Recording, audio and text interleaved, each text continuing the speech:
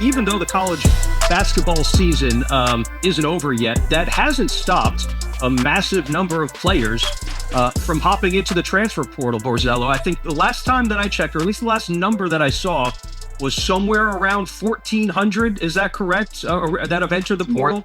More than that now. It was so, and I going into this year, the highest number to ever enter on a single day was right around 300. It was the first day of the portal last year. So I think most people were expecting that was going to be sort of the first few days you'd see around 250, 300 names go in.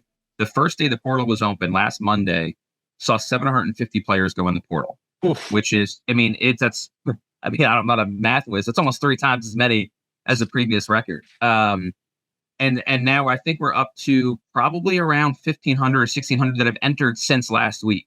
We're going to end up at 2,000 by the end of the week. Fascinating. Yeah, I think last year the final count was about 2,100. I think we're going to shatter that. We might have that by the end of the NCAA tournament. It's just, and the other part, the reason that a lot of kids are entering earlier than last year, if the House settlement goes into effect April 7th, I believe, the agreements, the NIL agreements that go into effect after that date, they're subject to the scrutiny of the third-party clearinghouse that the NCAA has put into place. You get a deal done before then that is sort of grandfathered in, and that's not going to have to come under scrutiny from the third-party clearinghouse. And so and that's why you're going to see kids commit this week.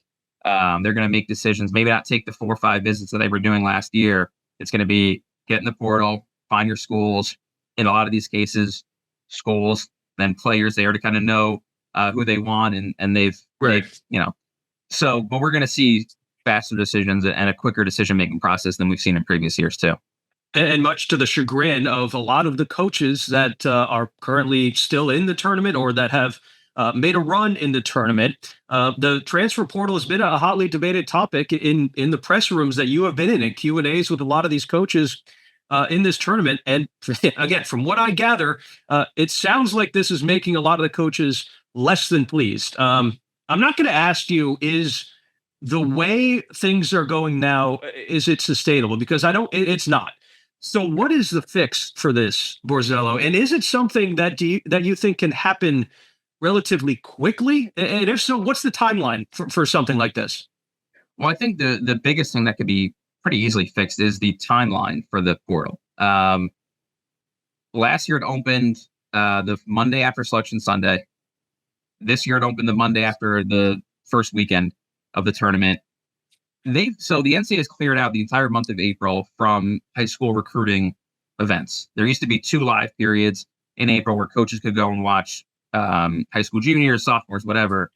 The first live period for them, the first weekend they can go out and watch high school kids in an organized setting in an AU tournament, is mid-May. The entire month of April is clear now. And if you have a 30-day portal window, to me, you can just open it the Tuesday or the Wednesday after the title game, and you'll still have 30 days for, high school recruiting really kicks into high gear. And so to me, it's just not that's an easy fix, in my opinion. The coaches that don't make the tournament, they're going to say, oh, well, we're going to do it for 3 weeks. Enjoy it. You go on vacation. Right. These coaches complain they don't have any downtime after the season ends. There you go. There's your downtime. You could have 2 weeks if you don't make the tournament. Even if you do make the tournament, you get knocked out the first weekend. You have a week or so to, do your exit interviews with your players, and then, have a little bit of downtime to recharge for the portal. I just think it would benefit everyone to push it back until the end of the tournament. Getting the numbers under control, I don't know if I think that's just going to happen organically. Yeah. I think at some point, there's going to be kids that see that transferring doesn't work out for a lot of kids, especially kids that go low major to high major, and then kind of stuck on the bench, and then they end up going back to, the lower mid-major level. So I think that's going to be, I don't know if there's something you can really put into place unless the powers that be agree to some sort of collective bargaining with student athletes, which I don't know if that's going to ever happen. If it does happen, then you're going to get, 2-year contracts. And if you want to break that contract and go somewhere else, you have to pay a buyout. Can we get to that point? I don't know. That's very professional. That's clearly where we're heading. I just don't know if the decision makers are ready to take that leap and go full bore into that. But I will say there are some, I've spoken to a couple of agents and coaches that have said there are, multi-year contracts being discussed by a couple. There's been conversations for certain transfers of, hey, the money might be lower next year once rev share kicks in, and you're going to have to be subject to the clearinghouse. Let's lock in a 2-year deal now, and we can have you for the next 2 years. Is that a binding agreement? I have no idea. I think that until there is some sort of buyout collective bargaining thing going on, I don't know if any of this is really enforceable. But I do think that both players and coaches would probably be open to the idea of multi-year contracts. Foundationally, though, the calendar is broken in college basketball, and it's broken in college football too. I know we had a lot of college football listeners, obviously, on this College Game Day podcast. But with respects to the transfer portal, the calendar is broken in large part because there is no calendar. Like you just said, Borzello, right? It does not exist. The transfer portal is open 24/7, and now you have coaches trying to prepare for the biggest games in their program's history, while also knowing in the back of their mind that likely 2 or 3 of their star prospect players, maybe guys that played 4 or 5 minutes, role players on their team, they might be on the bench. They might be at shoot around. They might be at team breakfast in the morning.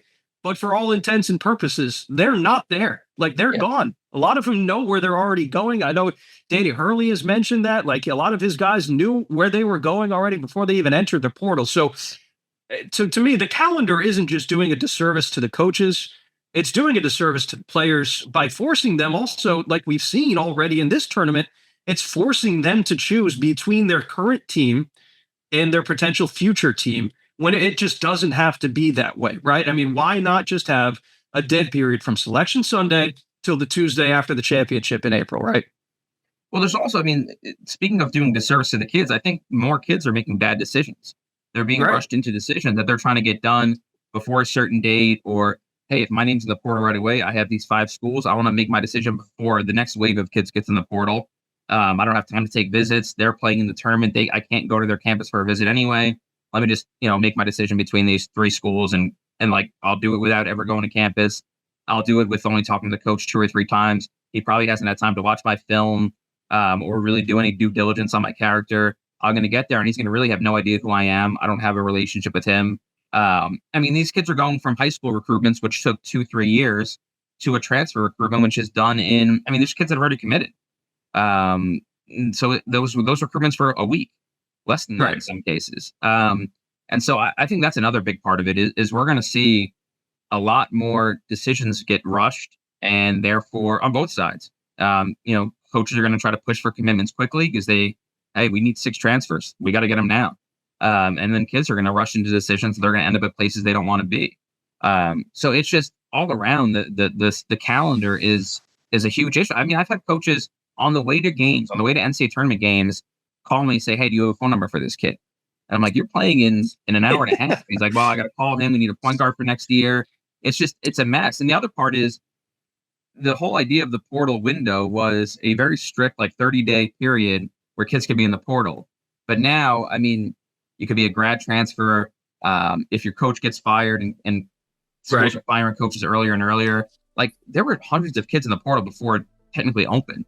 And it's just, grads can enter whenever they want. There's ongoing, litigation against the NCAA to basically say the portal window is not enforceable. So there's just so much going on with it that I don't know if it's really going to be figured out or settled down anytime soon. Until they nominate Jeff Borzello as commissioner for the college basketball world, the transfer portal will remain open, and it will be open throughout the Final Four and the national championship in San Antonio next weekend.